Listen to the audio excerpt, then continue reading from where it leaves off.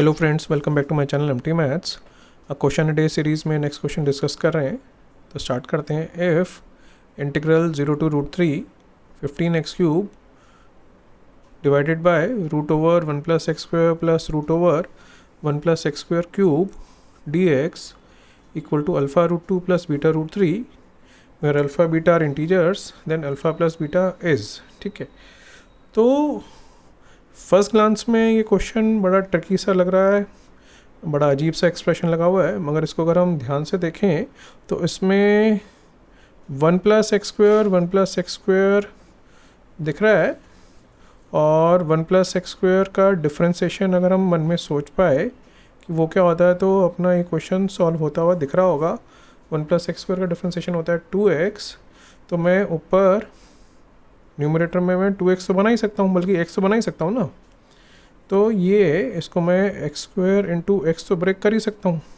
ठीक है, और इस x dx को मैं इकट्ठे देख ही सकता हूँ। तो ये बहुत बड़ा हिंट था इस क्वेश्चन का। तो मैं क्या करूँगा, यहाँ पे इस रूट की वजह से √1 + x² को ही t ले लूँगा। ठीक है, और ऑब्वियसली बात है 1 + x² आ जाएगा t², तो डिफ्रेंशिएट करना भी आसान हो जाएगा। 2x dx आ जाएगा LHS का differentiation equal to 2t dt, 2 से 2 उड़ गया, और x dx equal to t dt अपना बन गया। ठीक है, अब इम्पॉर्टेंट पॉइंट जो कि मैं बार बार बोलता हूँ, जब भी हम डेफिनेट इंटीग्रेशन में सब्स्टिट्यूशन करते हैं तो हम लिमिट्स को भी सब्स्टिट्यूट करते हैं, तो लिमिट्स भी सब्स्टिट्यूट करते हैं। ये लोअर लिमिट है 0, तो ये x की वैल्यू होती है जब x 0 है, तो t की वैल्यू क्या आ जाएगी 1। मैंने x की वैल्यू 0 यहाँ डाल दी। फिर x की वैल्यू है अपर लिमिट √3, तो ये बन जाएगा √3, तो ये मैं यहाँ पे डालूंगा ऊपर, तो t की वैल्यू कितनी आ जाएगी √4 2। तो यहाँ से अब ये इंटीग्रल कन्वर्ट कर जाएगा 1 से 2। न्यूमरेटर में 15 है, फिर क्या लिखा है ये x²। ठीक है, x² को हम क्या लिख सकते हैं, यहाँ से हम लिख सकते हैं x² को t² - 1, तो ये बन जाएगा 15 t² - 1। और नेक्स्ट ये x dx तो हम निकाल ही चुके हैं, वो है t dt, तो ये बन जाएगा t dt।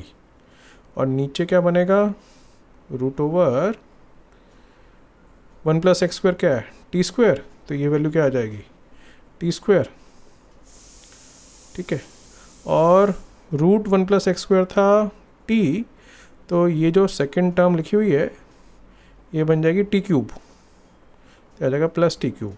ठीक है, अब ध्यान से देखोगे तो नीचे डिनोमिनेटर में t² कॉमन आके बाहर रूट से चला जाएगा, और बाहर रूट के बाहर क्या आ जाएगा mod t, पर mod नहीं लगाएंगे क्योंकि इंटीग्रेशन लिमिट्स पॉजिटिव हैं, वही t की वैल्यूज़ हैं, उन्हीं के बीच में अपने को t कंसिडर करना है, तो बाहर सिर्फ t बचेगा, और अंदर क्या बचेगा 1 + t, रूट के अंदर t से t कैंसिल हो गया। तो अभी इंटीग्रेशन जो कि बड़ी कॉम्प्लिकेटेड से दिख रही थी वो बड़ी इजी सी हो गई है, ये कुछ बन गई है ऐसे। अब नीचे √1 + t अपनी प्रॉब्लम क्रिएट कर रहा है, तो इसका सॉल्यूशन बड़ा आसान सा है। √1 + t को नया वेरिएबल z लेट कर लो। ठीक है, स्क्वेयरिंग करोगे तो 1 + t आ जाएगा z², और dt आ जाएगा 2z dz, और ऑब्वियसली बात है इंटीग्रेशन लिमिट्स को सब्स्टिट्यूट करना ही है। तो t की वैल्यू जब 1 है तो z क्या आ जाएगा √2, और t की वैल्यू जब 2 अपर लिमिट है तो z आ जाएगा √3। ठीक, तो अब यही सेम इंटीग्रेशन अपना बन जाएगा इंटीग्रल √2 से √3, और न्यूमरेटर में आ जाएगा 15, और साथ में लिखा हुआ t², तो t की वैल्यू क्या है z² - 1। ठीक है, यहाँ से लिख दी, तो ये बन जाएगा z² - 1 का स्क्वायर। ठीक है, और -1 तो था ही, ये -1। ठीक है, और ये dt ये लिखा हुआ 2z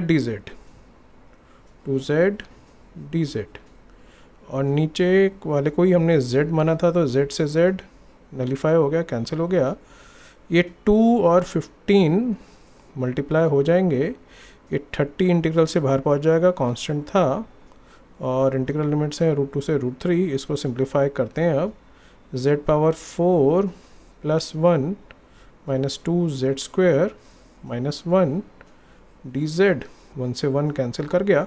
अब तो बहुत ही बेसिक इंटीग्रल बन गया है ये। अब इसको इंटीग्रेट कर ही देते हैं। z पावर 4 का इंटीग्रल क्या आ जाएगा, z पावर 5/5 माइनस z² का इंटीग्रल z³/3, और अब इंटीग्रल लिमिट्स पुट करनी बची हैं बस √2 से √3। तो अब ये बन जाएगा 30, z पावर 5/5 में 1/5 बाहर ले लेते हैं, अपर लिमिट डालते हैं z की जगह, ये बन जाएगा कुछ ऐसा, माइनस 2/3 भी इंटीग्रल से ले लेते हैं बाहर, सॉरी इंटीग्रल कह रहा हूँ, एक्सप्रेशन से बाहर ले लेते हैं, कॉमन ले लेते हैं, और z³ में यहाँ पे हम z की वैल्यू पुट करेंगे अपर लिमिट √3³ माइनस √2³। अब बस सिंप्लीफिकेशन बची हुई है, ठीक है। तो सिंप्लीफिकेशन करते हैं। √3 पावर 5 कितना आ जाएगा, 9√3 माइनस √2 पावर 5 4√2 माइनस 2/3 √3³ कितना बन जाएगा, 3√3 √2³ कितना बन जाएगा, 2√2, ठीक है। 30 से ब्रैकेट ओपन करते हैं, बन जाएगा 6 9√3 माइनस 4√2 माइनस 30 इंटू 2/3 कितना बन जाएगा, 20, 3√3 माइनस 2√2। तो बस ऑलमोस्ट क्वेश्चन अब सॉल्व हो चुका है, सिंप्लीफिकेशन बची है। तो बन जाएगा 54√3 माइनस 24√2 माइनस 60√3 प्लस 40√2, ठीक है। तो √3 वाली टर्म्स आपस में कंबाइन करके बना देंगी -6√3, और √2 वाली दो टर्म्स हैं जिसको मैंने एरो से मार्क किया है, तो बन जाएगा 16√2, ठीक है, 16, ठीक है। अब क्वेश्चन में ये अल्फ़ा √2 प्लस बीटा √3 के इक्वेट कर रखा है, तो उसे इक्वेट कर देते हैं। अल्फ़ा √2 प्लस बीटा √3, तो अल्फ़ा की वैल्यू कितनी आ गई, 16, बीटा की वैल्यू कितनी आ गई, -6, और अल्फ़ा प्लस बीटा क्वेश्चन पूछ रहा था, तो ये कितना आ जाएगा, 16 माइनस 6 10 आर आंसर, ठीक है। तो आई होप समझ आ गया हो कैसे उसको हमने स्टेप बाय स्टेप अप्रोच किया था। जो ऐसा बड़ा मुश्किल सा, बड़ा ट्रिकी सा एक्सप्रेशन दिख रहा था, वो सिंप्लीफाई होता गया, ठीक है। तो आई होप समझ आ गया होगा सब कुछ कैसे हमने इसको अप्रोच किया। तो वीडियो यहीं एंड करता हूँ। Thanks very much for watching, have a nice day.